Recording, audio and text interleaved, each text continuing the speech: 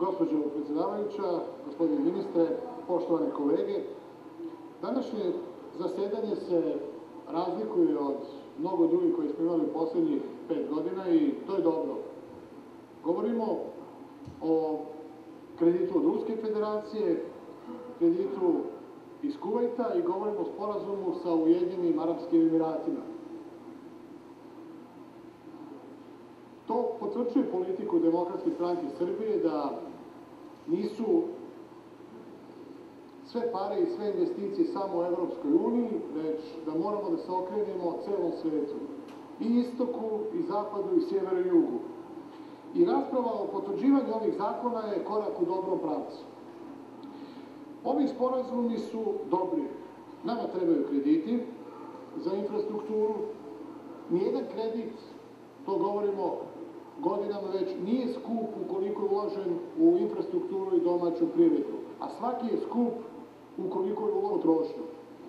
Sa druge strane, ovi zakoni potvrđuju politiku Demokratske stranke Srbije da ne mora se biti član Evropske unije da sarađujemo sa celim svetom, da bi mogli da finansiramo i privredu i infrastrukturu.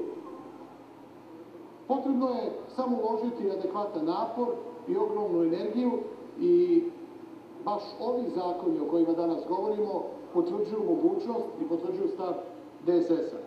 Ponovit ću naravno da Demokratska stranka Srbije nije protiv saradnje sa Evropskom unijom, ali želi da ta saradnja bude na ravnopravnim osnovama, pre svega na polju ekonomije, kulture itd. Što se tiče zakona o potvrđivanju kredita od Ruske federacije koji će biti iskorišten najviše za našu železnicu, to je kredit od 800 miliona godišnje sa kamatom od 4,1%.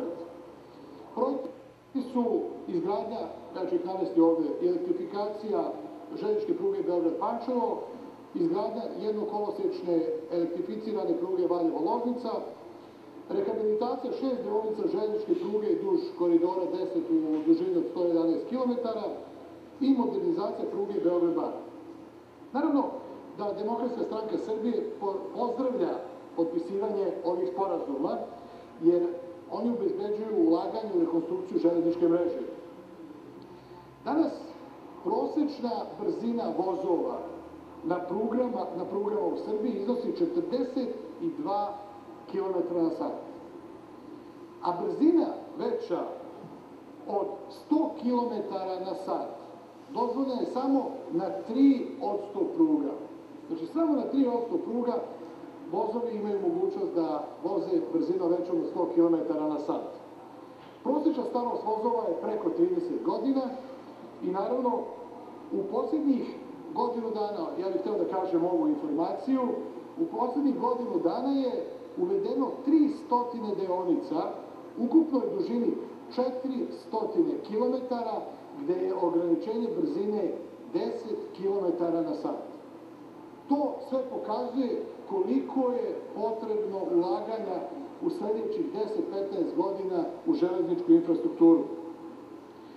Naravno, mi moramo da imamo i vozove koji će da omoguće prevoz od Subotice do Beograda za manje od 2 sata, ali takođe, gospodine ministre, želim da ukažem na veliki značaj pruge Valjevo-Loznica. Ova pruga u dužini od 68 km biće projektovana je za brzinu od 120 km na sat.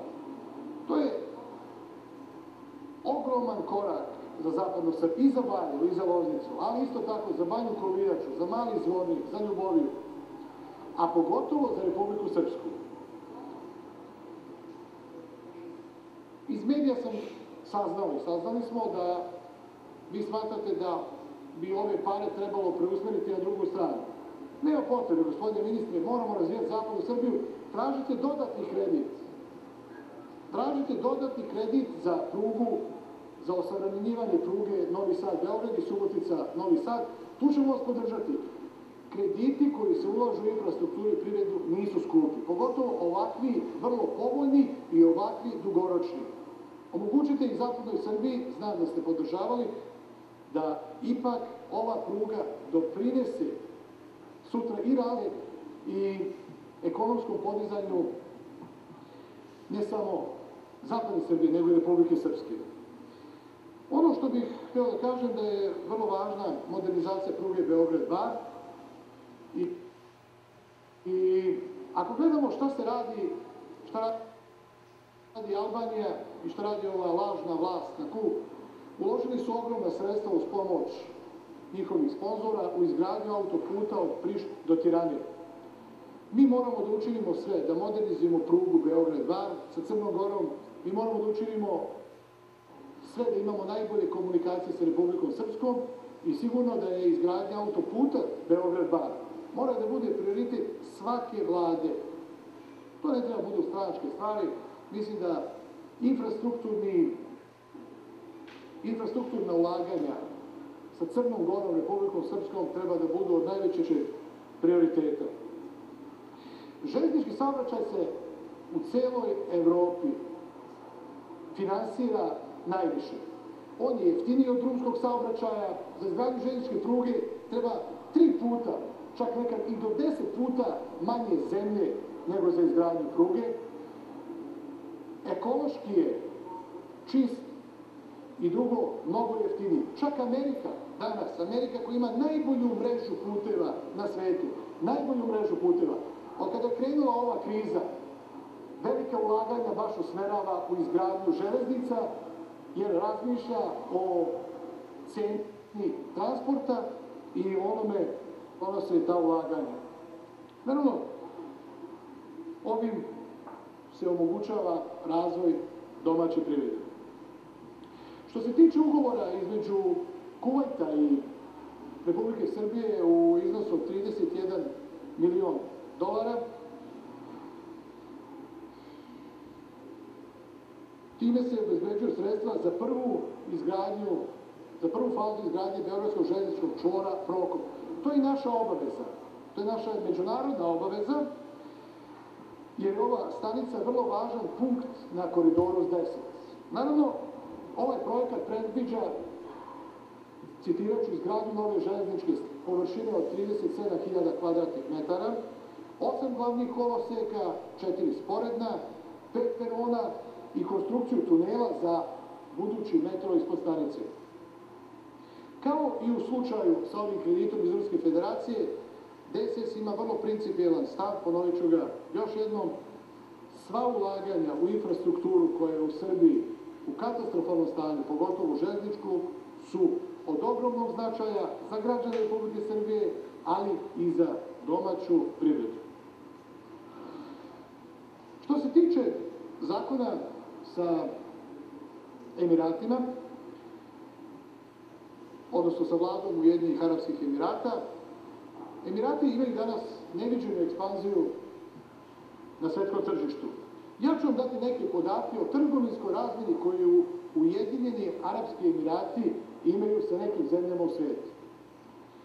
Sa Sjedinjenim Američkim Državama porasla je trgovinska razmena u posljednjih godinu dana 2 puta i dostigla je 22 milijarde dolara. Sa Indijom u posljednjih 10 godina Emirati su podigli trgovinsku saradnju 23 puta i iznosi 50 milijardi dolara. Sa Turskom Emirati trguju na nivou danas od 8,5 milijardi dolara, sa Francuskom 7 milijardi dolara, sa Italijom 5 milijardi dolara, sa Japanom 50 milijardi dolara. Sa Japanom 50. Nažalost, sa Srbijom danas 23 miliona dolara. Zato je ovaj sporazum velika šansa i otvara veliki prostor da se ova saradnja unapredi. Naravno, vrlo je važno da shvatimo način zašto Emirati kao jedni od najvećih investitora danas u svetu, šta oni zapravo traže u Srbiji. Oni su pre 20-ak godina shvatili da su nalazišta nafte izuzetno važna i od toga oni sve ih interesiraju, ali su shvatili da su obnovljivi izvori, pogotovo hrane, ono gdje treba da ulažu jer razmišljaju dugoročno, u sledećih 50 do 100 godina. I zato su poljoprivredu stavili kao jedan od ključnih elemenata ove saradnje. Mi smo pre negdje 4 godine, gospodine ministre, u ovoj sali također govorili, radilo se o nekim zakonima sa Evropskom unijom i tada sam govorio da moramo voditi računa o saradnji sa Ruskom federacijom, sa arapskim svijetom, jer tendencija, sticija koje dolaze u Evropu, Ameriku, Indiju, Japan, su najvećim delom iz ovih ekonomija. Naravno, DSS podržava jačanje ekonomske saradnje, pogotovo u ovim kriznim vremenima sa Ujedinjenim Arapskim Emiratima, jer je to u kontekstu naše politike da moramo da sarađujemo sa svima i da tražimo investicije iz cijelog sveta, ne samo, ponovit ću, iz Evropske unije. Naravno, ja bih postavio nekoliko pitanja, pošto ne vidi se sve iz ovog zakona i ne vidi se sve u ugovoru sa Al-Dahrom. Ali pre svega, bilo je nekih kritika da se prodaje zemlja na ovaj način stranoj kompaniji koja će imati 80% vlasništva. Ono što ja želim da kažem je da, iako smo ukazivali na to posljednjih 5 godina, nije bilo nekih reakcija. Mnogi hrvatski fondovi već dugo, već 10 godina kupuju zemlju preko nekih investicionih fondova u Republici Srbiji.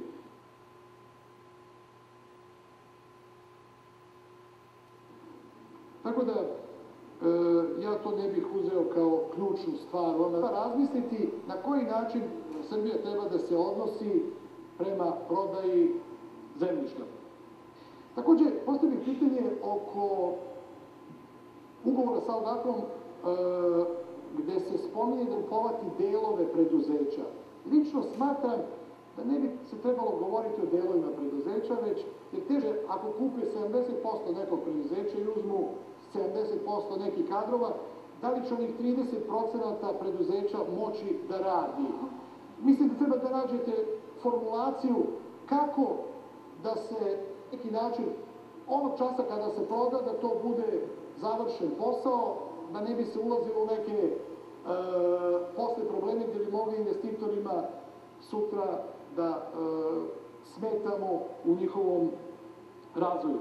Također, konkretno što se tiče instituta PKB, pitanje je šta će biti sa njihovim institutom PKB agroekonomikom, jer to je jedan od izuzetno dobrih elemenata PKB-a i bilo bi dobro kada bi on verovatno bio uključen jer proizvodi elitna semena ratarskih kultura i sadnica voća.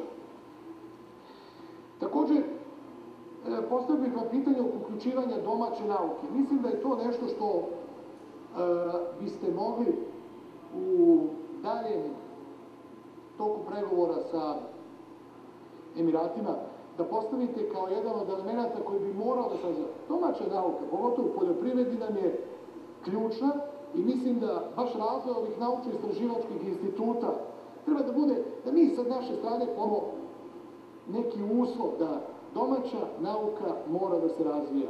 To nam je osnova za budućnost.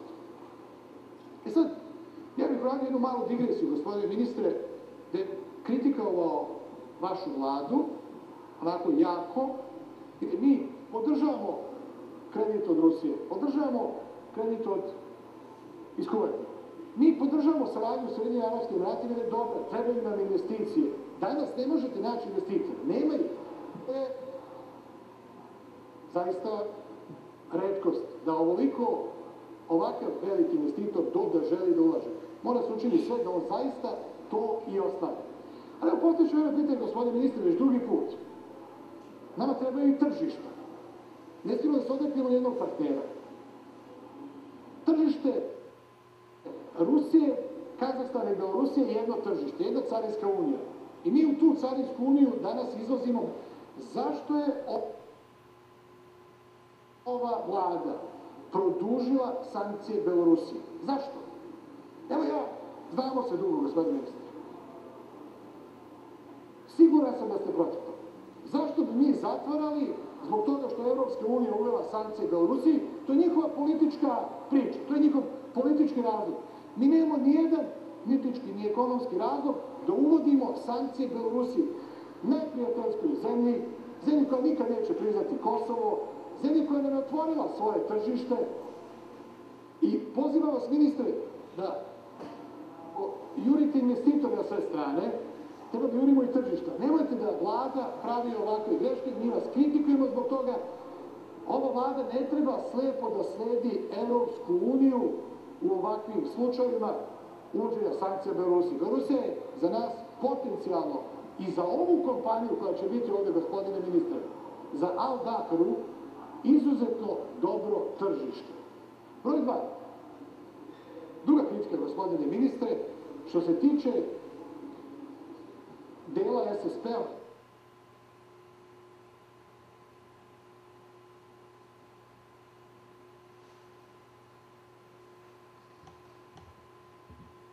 koji se odnosi na poljoprivredu. Evo, imat ćemo investitore iz Ujedinjenih Arapskih Emirata koji će ovde doloži u poljoprivredu po prvi procenama od 500 do 700 miliona dolara. U poljoprivredu. 1. januara 2014. čini liberalizacija, potpuna liberalizacija uvoza poljoprivrednih proizvoda iz Evropske unije. U SSP-u postoji član, mislim da je 23, koji omogućava Republici Srbiji da traži moratorijum na primjenu ove realizacije. U svim evropskim zemljama, odnosno, izvinjavam se, u svim zemljama koje su ulazile u Evropsku uniju, potpuna liberalizacija uvoza poljoprivrednih proizvoda počinjala godinu, 2 ili 3 pre ulaska u Evropsku uniju. Da se ostvare svi ovi vaši planovi, protiv kojih smo mi smo protiv ulaska Srbije u Evropsku uniju, ali ako se, kažem, i ostvare ovi vaši planovi, Srbija nema da uđe sledećih 10-15 godina. Nemojte da dozvolimo potpunu liberalizaciju tržišta, jer će to uništiti domaću poljoprivredu. I naneće štetu, nije korektno da oni koji ulažu ovde 500, 600, 700 miliona evra u prvoj fazi, znajući Arapa, znanih 20 godina kako rade u drugim zemljama, sarađivao se vrlo ozbiljni, pogotovo iz Emirata, tu može da dođe do ulaganja i nekoliko milijardi.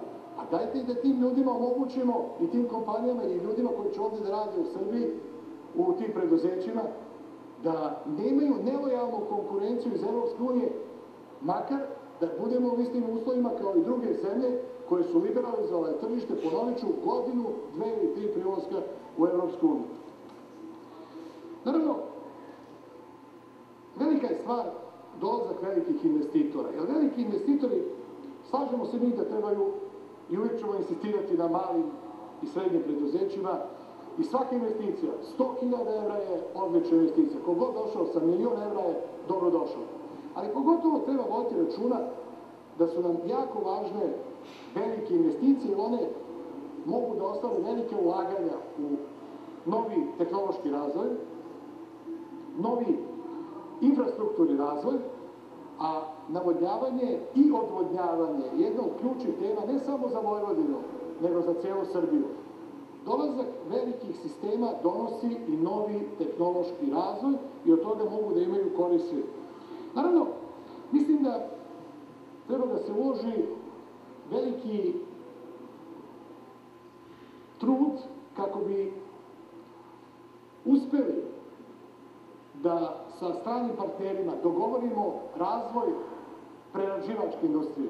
Probajte da u nekom periodu sledećem razgovarate o preradi, ne samo o primarnoj proizvodnji, nego o preradi. Prerada je ono što treba Srbiji, prerada. Prerađivački kapaciteti, pogotovo prehrambenih proizvoda. Naravno, na kraju da kažem samo da radujem se i kažem ovaj ugovor je dobar ukoliko se ostvari sve ovo što ste planirali, pogotovo za vojnu industriju, jer imamo izuzetnu vojni potencijal, i za IT industriju, jer imamo, to ću ponoviti, stalno ponavljam već 5 godina ovde vama, i izuzetne stručnjake u IT industriji. Naravno, još jednom da zaključim, godinama se zalažemo za političku neutralnost, insistiramo na tome. Ovi ugovori su dokaz da Srbija može da privlači investicije, da može da se ekonomski razvija, tehnološki razvija, iako nije članica Evropske unije. Mislim da u budućnosti treba da bude što više ovakvih ugovora. Hvala.